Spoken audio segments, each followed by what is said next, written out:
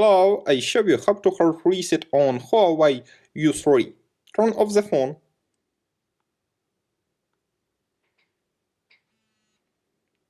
Next, press and hold the power button and volume up key for a few seconds.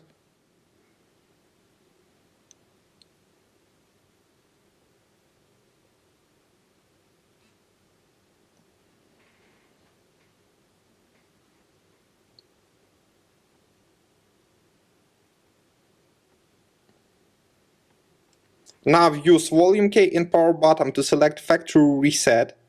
Then choose yes.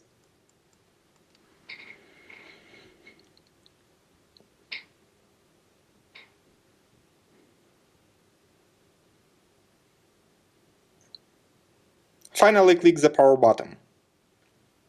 Your device will now restart. Successfully, the hard reset is completed now. Subscribe to our YouTube channel and rate the video.